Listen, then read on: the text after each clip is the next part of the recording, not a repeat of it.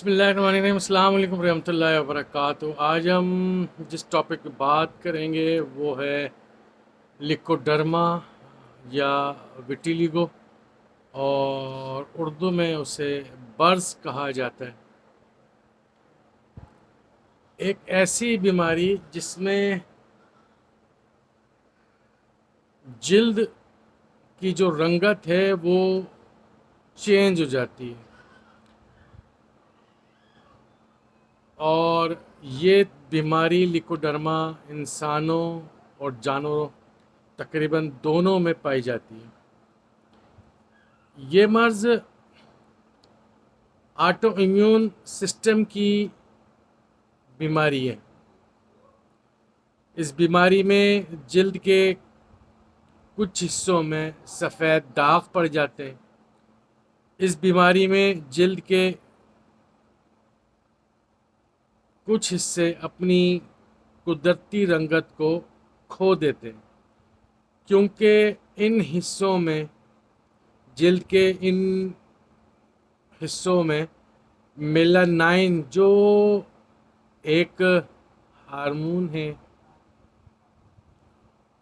جو کہ انسان اور جانور کی رنگت کو برقرار رکھنے والا مادہ ہے، بننا ختم ہو جاتا ہے۔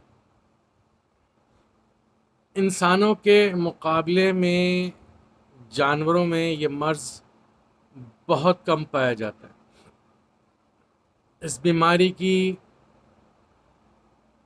جو اصل وجہ ہے آٹو امیون سسٹم کا جو رد عمل ہے، وہ نظام جو ہوتا ہے، آٹو امیون سسٹم کا جو نظام ہوتا ہے، وہ اپنا نظام جو ہے وہ جو جلد کی رنگت کو برقرار رکھتا ہے، میلانائن، وہ اپنا کام چھوڑ دیتا ہے، جس کی وجہ سے جلد کی جو رنگت ہے وہ تبدیل ہونا شروع ہو جاتی ہے۔ خلیات میلانوسائٹس کو ختم کر دیتا ہے، جس کی وجہ سے جلد پر سفید دھبے یا بے رنگ دھبے نمودار ہو جاتے ہیں۔ انسانوں میں یہ مرض ہونے کی بہت سی وجوہات ہیں۔ میں آپ کے سامنے اہم وجوہات پیش کرنے لگا ہوں۔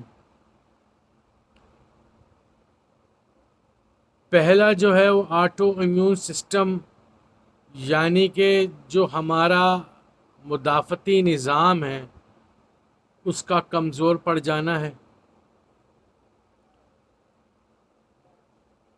دوسرا، وراثتی ہیریڈیٹری پرابلمز آتی ہیں کہ اگر بلڈ ریلیشن کے اندر خاندان میں کسی کو اگر جلدی کوئی پرانی بیماری ہے یا لیکوڈرما کی ہسٹری ملتی ہے یا سورائسس کی ہسٹری ملتی ہے، تو چانسز زیادہ ہیں لیکوڈرما یا کسی بھی جلدی بیماری کے ہونے کے۔ تیسرا، ہارمونز کا ڈس بیلنس ہو جانا ہے، ہارمونز کا توازن ڈسٹرب ہو جانا ہے۔ اس کی چوتھی وجہ ذہنی و اعصابی، فزیکل اور مینٹل اسٹریس ہے۔ اس کی وجہ سے بھی جلد کے اوپر بہت برے اثرات پڑتے ہیں۔ آٹو امیون سسٹم ہمارا ڈسٹرب ہوتا ہے تو آٹومیٹیکلی جلد کے اوپر بھی اس کے برے اثرات آتے ہیں۔ اس کے علاوہ پانچویں وجہ جلد کی پرانی خارش یا جلد پر لگی پرانی چوٹیں،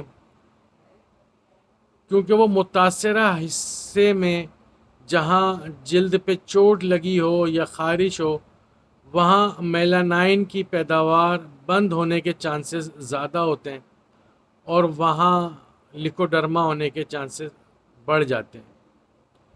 چھٹی جو سب سے زیادہ آج کل معاشرے میں ہمارے عام ہوتی جا رہی ہے، اس کی وجہ سے جلدی بیماریاں بہت زیادہ نظر آ رہی ہیں ہمیں، کیمیکل سے الرجی ہے۔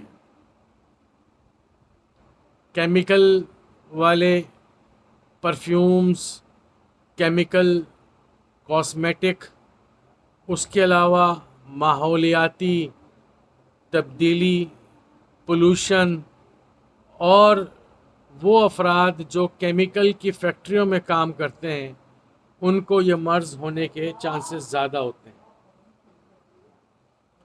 ہومیوپیتھک طریقہ علاج میں دوا کا جو انتخاب ہوتا ہے وہ مریض کی مکمل علامات، مریض کا مزاج، جسمانی اور ذہنی علامات، وجوہات، کمی بیشی، بیماری کی نوعیت کو، ان سب چیزوں کو مد نظر رکھ کر ایک اچھا ہومیوپیتھ دوا کی سلیکشن کرتا ہے۔ آپ خود سے اپنا علاج نہ کیجیے۔ خود سے علاج کرنے میں بہت زیادہ نقصان ہے، کیونکہ سیلف میڈیکیشن جو ہے وہ خطرے سے خالی نہیں۔ سیلف میڈیکیشن ایسے ہے کہ آپ نے اندھیرے میں تیر چلایا، نشانے پہ لگ گیا تو ٹھیک، نہیں تو کھوپڑی کے آر پار۔ اس لیے میں آپ سے درخواست کروں گا کہ کوئی سا بھی طریقہ علاج ہو، آپ سیلف میڈیکیشن سے بچیے اور مستند فزیشین سے اپنا علاج کروائیے۔ ہومیوپیتھک میں لیکوڈرما ہو یا کوئی سا بھی مرض ہو، اس کا بہت اچھا علاج موجود ہے۔ خاص طور پر پرانی پیچیدہ امراض کے علاج کے لیے ہومیوپیتھک اب بڑا مشہور ہوتا جا رہا ہے۔ ہومیوپیتھک 100% تو نہیں کہتا کہ لیکوڈرما کا علاج ہمارے پاس موجود ہے، مگر علاج سے بیماری کے بڑھنے کے چانسز، جو ایک دم بیماری کے بڑھنے کے اسپیڈ ہوتی ہے، اس کو وہ کنٹرول کر لیتا ہے، اور جب یہ مرض کنٹرول ہو جاتا ہے تو پھر اللہ کے حکم سے مرض شفایابی کی منزلیں طے کرنا شروع کر دیتا ہے۔ ہومیوپیتھک میں اس مرض کے لیے بہت ساری ادویات ہیں۔ میں آپ کے سامنے چند چیدہ اہم ادویات پیش کروں گا۔ یہ معلومات ہومیوپیتھک ڈاکٹرز اور ہومیوپیتھک اسٹوڈنٹس کی نالج کے لیے ہے۔ مریضان ان دوائیوں کو اپنے معالج سے مشورہ کر کے استعمال کریں۔ مزاجی ادویات میں ہمارے پاس بیسیلینیم ہے، سورائنم ہے، تھوجا ہے، کیلکیریا کارب ہے، سلفر ہے۔ یہ وہ ادویات ہیں جو مریض کو گاہے بگاہے وقتاً فوقتاً اس کی علامات کے مطابق تجویز کی جاتی ہیں، اور ان کی پوٹنسی جو ہے اس کی سلیکشن کی جاتی ہے۔ ان کے علاوہ آرسینک سلفلیو ایک مشہور زمانہ لیکوڈرما میڈیسن کہلاتی ہے، وہ بھی اس میں بہت اہم کردار ادا کرتی ہے۔ اس کے علاوہ ہائیڈروکوٹائل ہے، یہ بھی بہت اچھا کردار ادا کرتا ہے۔ سیپیا ہے، نیٹرمیور ہے، اس کے علاوہ دھماسا ہے۔ ایک اور دوائی ہے پیسوریلیا، یہ باپچی سے بنائی جاتی ہے، یہ بھی ہومیوپیتھک میں شامل کر لی گئی ہے۔ اور اس کا مدر ٹنکچر دیگر اور بھی کچھ مدر ٹنکچر ہیں ان کے ساتھ ملا کر ایکسٹرنلی یوز کیا جاتا ہے، اور انفرادی طور پر بھی یہ کھلائی جاتی ہے، جس سے اس مرض کے بڑھنے کے چانسز کم ہو جاتے ہیں، اسپیڈ کم ہو جاتی ہے، کنٹرول ہو جاتی ہے۔ پھر آہستہ آہستہ جب ہم مزاجی ادویات اور علامتی ادویات مریض کو گاہے بگاہے دیتے ہیں تو یہ مرض ٹھیک ہو جاتا ہے۔ امید ہے آپ سب اس سے مستفید ہوں گے۔ آپ سے درخواست ہے کہ میرے چینل کو سبسکرائب کیجیے، لائک کیجیے اور بیل آئیکن کو پریس کیجیے تاکہ روزانہ آپ کو ایک اچھی اور معیاری ویڈیو ہومیوپیتھکس سے متعلق ملے۔ آپ کا ہومیوپیتھک ڈاکٹر محمد حامد انصاری سکھر سے۔